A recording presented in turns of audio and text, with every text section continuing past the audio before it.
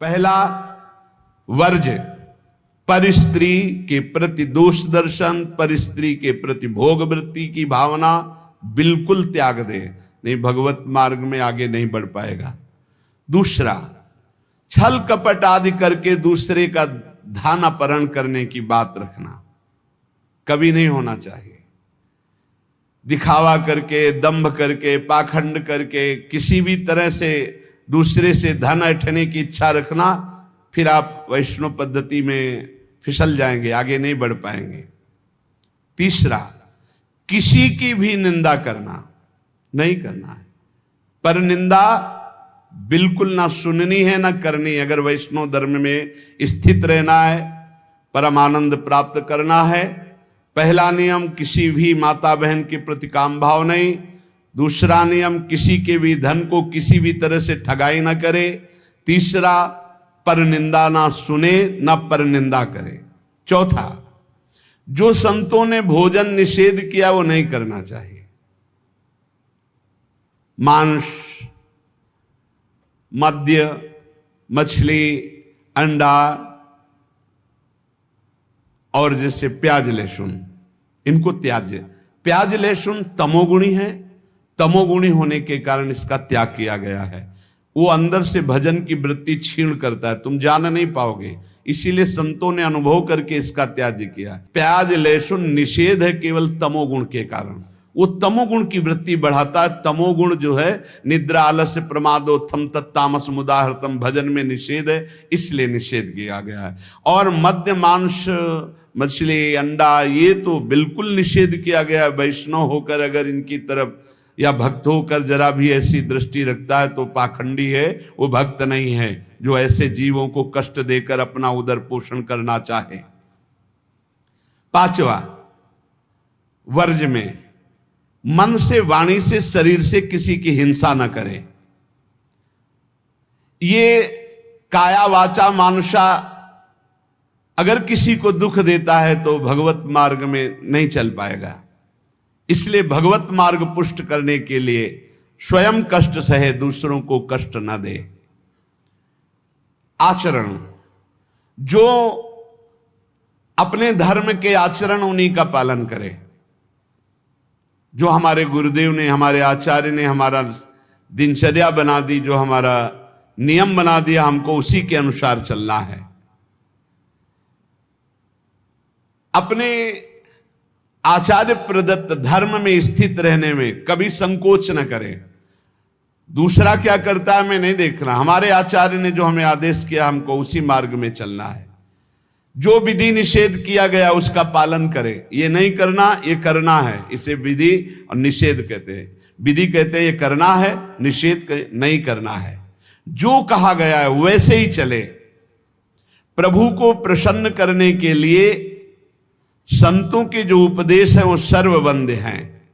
इसलिए अपने धर्म के अनुसार जो आचार्य ने आपको उपदेश किया, गुरु ने उपदेश किया, जो ऐसे चलता है वो कर्म बंधनों पर विजय प्राप्त कर लेता है। 15वां, वैष्णव का परम स्वभाव है परोपकार करना, दूसरों को सुख पहुंचाना। सर्वम विष्णुमयम जगत, सब भगवत स्वरूप है। वैष्णव का धर्म है समस्त भूतों में भगवत भाव करके व्यवहार करना। कई बार चर्चा की कि किसी से व्यवहार करना तो पहली दृष्टि पड़ने पर उसमें राधा वल्लभ लाल देखो, मेरे प्रभु राधा वल्लभ लाल विराजमान हैं। अगर भगवत भाव नहीं किया तो पुण्य क्रिया भले हो जाए, वो भगवान की प्राप्ति कराने वाली क्रिया नहीं। इसलिए अच्युत भावना विहीन कर्म का ज्यादा महत्व नहीं। भगवत भावना युक्त किसी से भी कुछ भी। परोपकार ये बहुत बड़ा धर्म है। कोई बीमार है, कोई कष्ट में है, कोई वृद्ध शरीर है, हमें अवसर मिले तो हमें सेवा करनी चाहिए। अगर हमारे पास अर्थ है, कोई बीमार है, वो अर्थ की अव्यवस्था कारण सही औषधि नहीं उसकी हो पा रही, हमें कूद पड़ना चाहिए, हमें सहयोग करना चाहिए। धन की सार्थकता है इसी बात में कि दूसरों को हम सुख प्रदान कर सके। परोपकार सबसे बड़ा धर्म है। परहित सरिस धर्म नहीं भाई, पर पीड़ा सम नहीं अधमाई। श्री तुकाराम जी कह रहे हैं, पंडित हो या बालक हो, मूर्ख हो या विद्वान हो, जो नाम को पकड़ लेता है वो सब ज्ञान प्राप्त कर लेता है। सब ज्ञान, बात पकड़ लीजिए। पहले मास्टर जैसे बालक को हाथ पकड़ करके लिखवाता है काखा गाघा, फिर एक दिन वो पूरा का पूरा शब्द पढ़ लेता है। ऐसे प्रारंभ में गुरुदेव साधन बताते हैं, बहुत ही कड़वा लगता है, लेकिन जब वो तो सब ज्ञान उसके अंदर जागृत हो जाता है, सब वैराग्य भक्ति सब अंदर जागृत हो जाता है। क्या जुगनू कभी सूर्य की तेज की समानता कर सकती है? अन्य जितने साधन है सब जुगनू वो भी चमकते हैं, और सूर्य है नाम, नाम की समानता कोई अन्य साधन नहीं कर सकता। इसलिए सूर्य स्वरूप भगवान के नाम का निरंतर गाय, अन्य साधनों की तरफ दृष्टि मत दो। अखिल जगत महासुख से पूर्ण नजर आएगा जिस समय निरंतर नाम चलेगा। लीला मात्र भगवान का ये माया क्षेत्र है, एक लीला मात्र। ऐसे तर जाओगे तुम्हें समझ भी नहीं पड़ेगा, सुख पूर्वक संसार से तर जाओगे। इस माया जाल से समाप्त होने के लिए तुकाराम जी कह रहे हैं, केवल मुख से तुम नाम उच्चारण करो, भवबंधन अपने आप छिन्न भिन्न हो जाएगा। केवल नाम उच्चारण करो। ये बड़े बड़े महापुरुषों के वचन हैं। भव सिंधु से पार हो जाओगे बिना प्रयास के, सुख पूर्वक यदि नाम जप करोगे। नाम जप की रुचि और बढ़े, इसीलिए ठाकुर सेवा का सौभाग्य मिला है। जैसे जैसे हृदय पवित्र होगा अपने आप नाम जप स्फुरित होने लगता है। तो जब ठाकुर सेवा का तुम्हें अवसर मिले तो जरूर दौड़ भागो, क्योंकि वो नाम जप में प्रीति बढ़ाएगा। ठाकुर सेवा, श्री जी की सेवा, ये तुम्हारे भजन की वृद्धि कर देगी। इसमें कभी ऐसा मत सोचो कि एकांत में बैठकर अगर मैं नाम जप करता तो ठीक था, ये हमको तो सेवा में लगना। सेवा से नाम जप की प्रीति और बढ़ती है। अगर देवालय में सेवा मिले या अपनी कुटिया में ठाकुर सेवा विराजमान करके मिले, देखो भाट की तरह उनकी स्तुति करो और तुच्छ नीच भाव रखकर अपने को उनकी सेवा में लगा दो, तो तुम्हारे हृदय में नाम सतत चलने लगेगा। जैसे सूत मागध बंदी जन राजा का गुण गाते हैं, ऐसे दैन्य होकर के प्रभु के गुण गाओ। देखो ना बड़े बड़े महापुरुषों के, सूरदास जी के अश्रु चल रहे, पद गा रहे, ठाकुर जी बैठे सुन रहे। ये भगवत मार्ग है, प्रेमियों का मार्ग है। इसमें अलग दैन्य भाव होकर पद गायन कर रहे और एकदम अपने को नीच समझ करके प्रभु की सेवा में लगे। बड़ी कृपा है जो हमसे सेवा करवा रहे हैं, नहीं तो पापाचरण भी तो शरीर से हो सकते हैं। दो बातें यदि हो रही तो तुकाराम जी कह रहे हैं कि नाम जब बहुत शीघ्रता से निरंतर चलने लगेगा। यदि श्री जी की सेवा और श्री जी के गुणों का गायन, लीला गायन दैन्य होकर, जैसे राजा के सामने कुछ चंद धन के लिए सूत मागध बंदी जन उनका जस गाते, ऐसे हम प्रेम के लिए अपने आराध्य देव का जस गाते हैं। श्री तुकाराम जी कह रहे हैं कि बड़े बड़े देवता भी इच्छा करते कि मृत्यु लोक में मानव देह में हमारा जन्म हो जाए, तो हम ऐसा भजन करेंगे कि भगवान को प्राप्त कर लेंगे, स्वर्ग से भी ऊंची स्थिति प्राप्त कर लेंगे। और तुम मृत्यु लोक के भोगों में फंसकर भगवान को छोड़ रहे हो। तुकाराम जी कह रहे स्वर्ग के देवता इच्छा करते कि कभी भगवान हम पर कृपा करे, हमें मृत्यु लोक में मानव देह दे दे जिससे मैं भजन करके भगवान को प्राप्त करूं, और तुम मृत्यु लोक के भोगों में भगवान के भजन को छोड़ रहे हो। स्वर्ग के देवता स्वर्ग और स्वर्ग के भोग छोड़कर मृत्यु लोक में मानव देह में आकर भजन करके भगवान को प्राप्त करना चाहते हैं। आपको सहज में अवसर मिला मानव देह, अब मृत्यु लोक के भोगों में फंस करके नाम जप मत छोड़ो। इंद्रियां ये कलह करती ही रहेंगी यदि भगवत प्राप्ति नहीं हुई थी। मुझे ये भोग भोगना है, नेत्रेंद्री कहेगी मुझे देखना है, श्रवणेंद्री कहेगी मुझे सूंघना है, जनेंद्री कहेगी मुझे भूंगना। ये सब इंद्रियां, घ्राणेंद्री सूंघने की तरफ, श्रवणेंद्री सुनने की तरफ, भोग इंद्रियां भोगने की। कितनी कलह है। ये कलह तब तक बनी रहेगी जब तक भगवत प्राप्ति नहीं होगी। कल एक प्रश्न कर रहे थे कि मैं बैंक में ऑफिसर हूं, मेरी कामना थी कि मैं एक बड़ा पदाधिकारी बनूं, तो बन गया, लेकिन मुझे शांति क्यों नहीं मिली। मैं अधिकारी हूं, मेरे पास सब भोग सामग्री जो मैंने कामना की थी सब, फिर भी मन अशांत क्यों रहता है। उनका एक ही कारण है, मन को विश्राम भगवान के चरणों से ही मिलेगा। तब लग कुशल न जीव को, सपने हो मन विश्राम, जब लग भजत न राम को, शोक धाम तज काम। कह रहे हैं यहां तुकाराम जी, इंद्रियां परस्पर कलह करती रहेंगी जब तक भगवत साक्षात्कार नहीं होगा। जब इंद्रियों में अशांति, मन में अशांति, तो तुम्हें शांति का कैसे अनुभव हो जाएगा। देखो बहुत ज्ञान की बात, तुम शरीर के रोम गिन सकते हो लेकिन भगवान की विभूतियों को नहीं गिन सकते। और जब तुम नाम जप करोगे तो सारी विभूतियां आप पर कृपा करेंगी, सारी विभूतियां आप पर कृपा करेंगी। मेरी जिससे प्राप्ति होती है वो शुद्ध पुण्यात्मा होता है। शुद्ध पुण्यात्मा वही है जिसके मुख में मेरा नाम होता है। तुकाराम जी कह रहे हैं, श्री भगवान कह रहे हैं, मेरी जिससे प्राप्ति होती है वो शुद्ध पुण्यात्मा होता है। शुद्ध पुण्यात्मा कौन होता है? जिसके मुख में मेरा नाम होता है, जो मेरा अनन्य गति का होता है, उसी को प्रेम प्राप्त होता है। और जो मेरे नाम का अनन्य हो जाता है उसे मेरी अनन्य गति प्राप्त होती है। पकड़ो, महापुरुषों के वचनों को पकड़ो, सब नाम है, सब नाम। जैसे गर्भिणी स्त्री को परोसा गया तो उसको जब तृप्ति हुई तो गर्भस्थ बालक को पुष्टता अपने आप प्राप्त हो जाती है।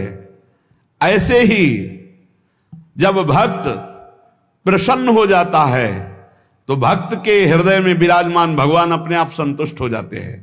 तो नाम जप करे और भक्तों की आराधना करे, अपनी कोई स्वतंत्र इच्छा ना रखे, अपनी इच्छा को भगवान की इच्छा में समर्पित कर दे।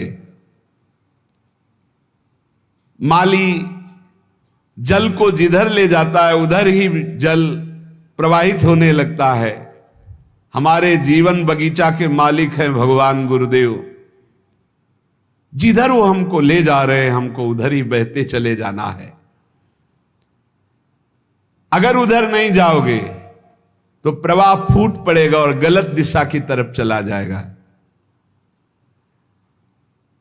तुकाराम जी कह रहे हैं, मधुर और विशद आनंद देने वाला भगवान का नाम है। देखो, जल में भेद नहीं होता, जल सब में गिरता है, लेकिन अपने भावानुसार उसका स्वरूप अलग हो जाता है।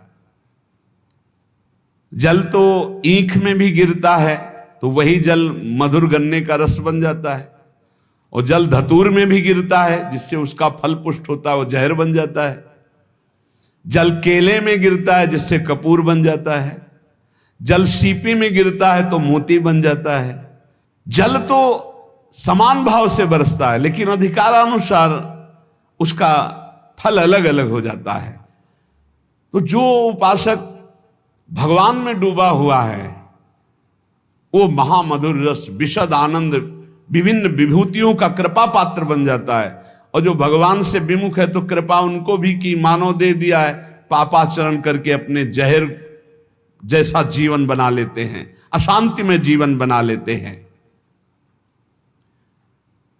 चित्त मगन होकर के जब नाम गुणगान करता है, जब वाणी कंठ अवरुद्ध होने लगता है, शरीर में रोमांच हो जाता है, आंखें अधकुली और अश्रु वर्षा होने लगती है, शरीर में आनंद की लहर तरंगायमान होकर कंपायमान शरीर को कर देती है, ऐसा जब सुख प्रकट होता है तो जीव की जीव दशा नष्ट हो जाती है और वो भगवत स्वरूप हो जाता है।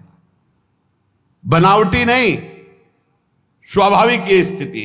जब नाम गुण कीर्तन करते हुए ऐसी मस्ती छाती है, आपाद मस्तक, शरीर के चरण से लेकर मस्तक तक रोमांच हो गया, आंखें अधखुली हैं, चेष्टा रहित है, आनंद जल अश्रु रूप में बरस रहा है और ऐसी लहर आनंद की उठ रही कि शरीर कंपायमान हो रहा है। महासुख अलौकिक रस जब प्रकट होता है ऐसा, तो जीव की जीव दशा नष्ट हो जाती है और अपने स्वरूप में स्थित हो जाता है। संसार में रहते हुए, क्रिया करते हुए कोई कैसे मुक्त हो सकता है बिना अक्रियत्व आए? क्योंकि जो क्रिया करेगा उसका कर्म बनेगा, कर्म बनेगा तो अवश्य में भोक्तव्यम कृतम कर्म शुभाशुभम। तो कह रहे हैं तुकाराम जी, नटनाट्य अवधे संपादिले सोंग। ये जगत का जो नाटक का स्वांग रचा है उस परमात्मा ने रचा है, तुम भी उसी स्वांग के एक हिस्से हो। बस स्वांग मात्र करो, सच्चाई से नहीं।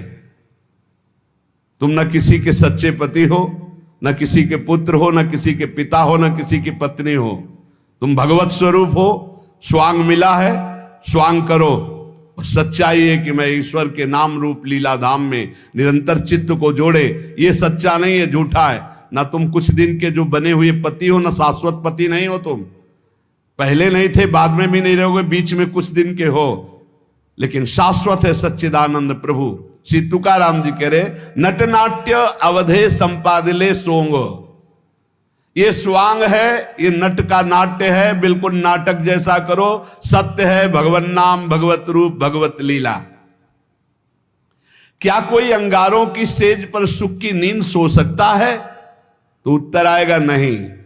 तो क्या खटमल की चारपाई पर सुख की नींद सोच सकता है? तो बोले नहीं। तो बोले ऐसे ही भोग वासना, नाना प्रकार की गंदी वासना, ये क्या तुम्हें सुख चैन से सोने देंगी? अनंत जन्मों से जलते हुए चले आ रहे हो, आगे भी जलना पड़ेगा। नहीं, आगे बढ़ो, संसार के मार्ग में नहीं, भगवत मार्ग में, तभी सुख से विश्राम कर।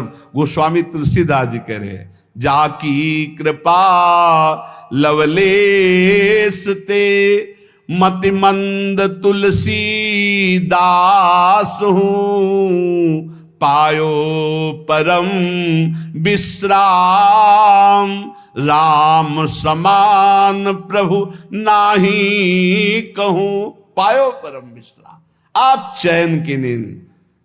काहू के बल भजन को काहू के आचार, व्यास भरोसे कुंवर के सोवत पाव पसार। चैन की नींद, ये अंगारों की सेज पर पड़ना है, जो भोगों में, जो नाना प्रकार की वासनाओं, मानो खटमल की चारपाई पर। कहां चिंता शोक भय से युक्त कहीं नींद आती है? जब तक देह भाव है प्यारे कि मैं स्त्री हूं, मैं पुरुष हूं, तब तक बंधन को प्राप्त हो। भाव ही देह भाव को नष्ट करेगा, भगवत भाव कर्म बंधनों को नष्ट करेगा। दही मत कर जब उससे मक्खन निकाल लिया जाता है, तो मक्खन छाछ में डालने से ऊपर ही रहता है, कभी डूबता नहीं है। जब तक मथा नहीं गया था तो एक में ही एकम एक था, और जब मथ कर दही को मक्खन निकाल लिया गया तो फिर उसे छाछ में छोड़ दो, फिर नहीं मिल सकता। ऐसे ही खूब नाम जप करके पहले जीवत तो नष्ट कर दो, फिर संसार में रहोगे तो ऐसे रहोगे जैसे छाछ के ऊपर मक्खन रहता है, कभी मिल नहीं सकता। तुकाराम जी कहते हैं, दही से पहले मथ करके मक्खन अलग कर लो, फिर मिलाना भी चाहोगे तो चाहे जितना प्रयास करो मिलेगा ही नहीं। ऐसे ही एक बार तुम देह भाव से अलग हो, नाम जप करके ऐसा ज्ञान प्राप्त करो, फिर संसार में तुम्हें कोई नहीं बांध सकता। प्यासा प्यासे की हालत जानता है, भूखा भूखे की हालत जानता है। ऐसे ही भगवत मार्ग का पथिक केवल भगवत मार्ग के पथिक ही भगवत मार्ग के पथिक को जानते हैं, दूसरे नहीं जान सकते। दूसरों को तो आश्चर्य लगता है, ऐसा कैसे हो सकता है कि घर में खाने को नहीं, हर कष्ट हर, और वो खूब नाच नाच करके नाम कीर्तन कर रहे हैं।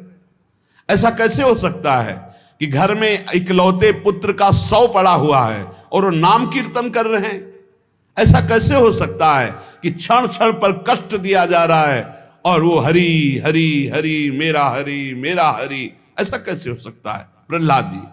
ऐसा कैसे हो सकता है? 22 बाजारों में मार कोड़े खाल खींच ली गई, फिर भी ना तो भक्ति में फर्क पड़ा ना भक्त में फर्क पड़ा। वैसे ही भक्ति, वैसे ही मुख प्रसन्न। कैसा कैसे हो सकता है?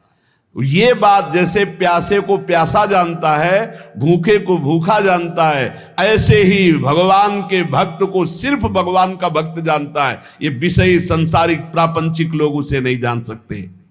तुकाराम जी कहते हैं, माया योग से जीव दुर्दशा को प्राप्त हो रहा है और भक्ति योग से महासुख को भोगेगा। इसलिए माया योग से हटो और भक्ति योग को प्राप्त करो। अनित्यम सुखम लोको मिमम प्राप्य भजस्व माम। ये संसार के नाशवान सुख भोगों से मन को हटाओ। लोक के भोग तुम्हें दुर्गति को प्राप्त करा देंगे। प्राप्य भजस्व माम, मुझे भजो। भगवान कह रहे मेरा स्मरण करो। बाटे या जनाचे थोर व आश्चर्य विषय वडिम भूतले जीव। तुकाराम जी कह रहे हैं कि जीव भोगों में फंसकर समय को नष्ट कर रहा है। वो समझ रहा है बड़ा अच्छा समय व्यतीत हो रहा है, लेकिन आगे भयानक दुख आने वाला है। फिर मृत्यु होगी, फिर अन्य योनियों में जाओगे। इसलिए भजन कर लो। पैसा के बल से, भोगों के बल से, पद के बल से तुम काल से नहीं बच सकते।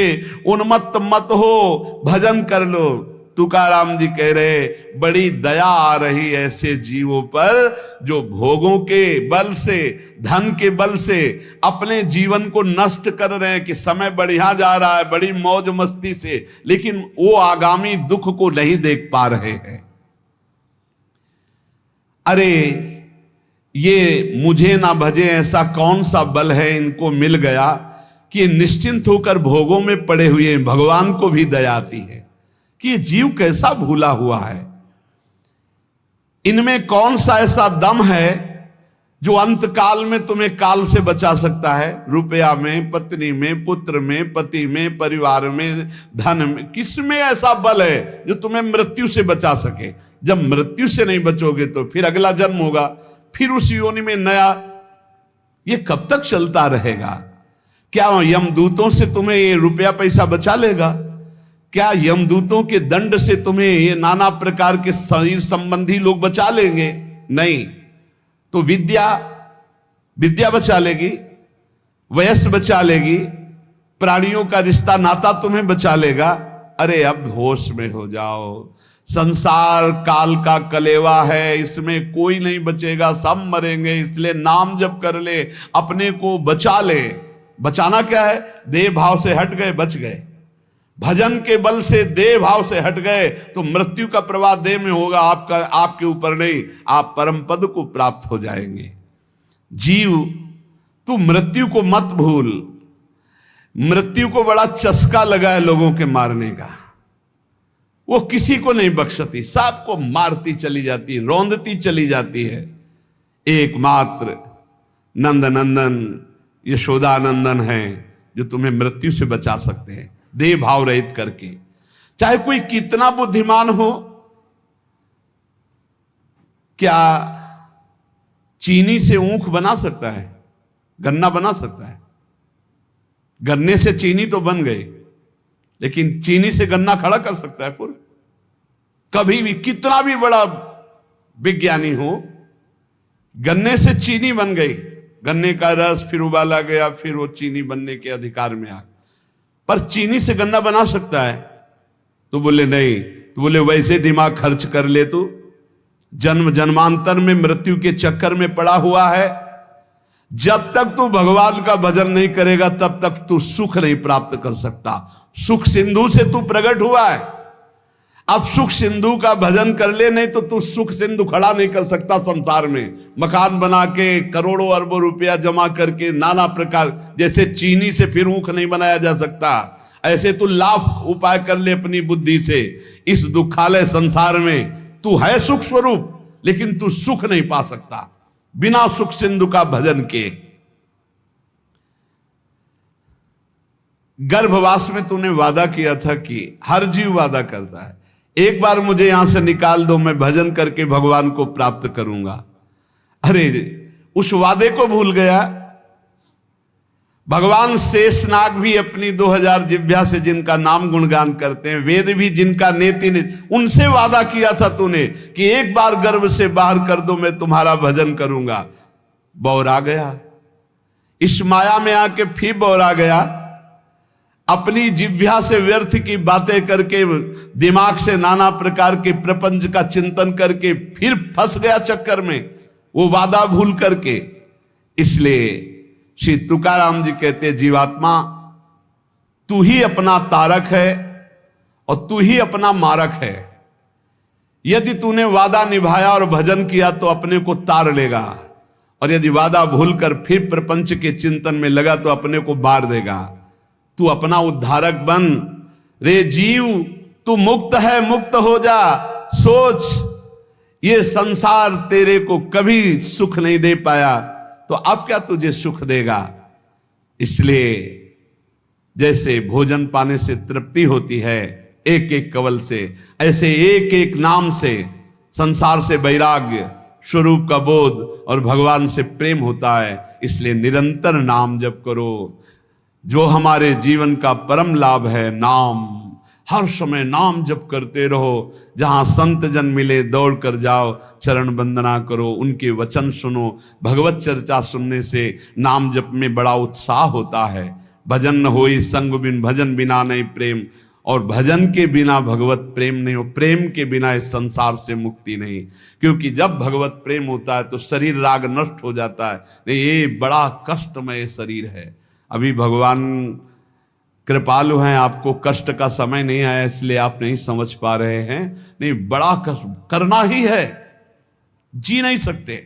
बड़ी मतलब आप समझो, अगर स्थिति ना हो तो प्रतिपल कष्ट का समय है, प्रतिपल कष्ट का समय। अगर भगवान का चिंतन न हो तो क्या चिंतन है, क्या कष्ट का चिंतन है। हर समय कष्ट, तो ये क्या हमारे ऊपर ही है क्या? सब जीव को भोगना पड़ेगा।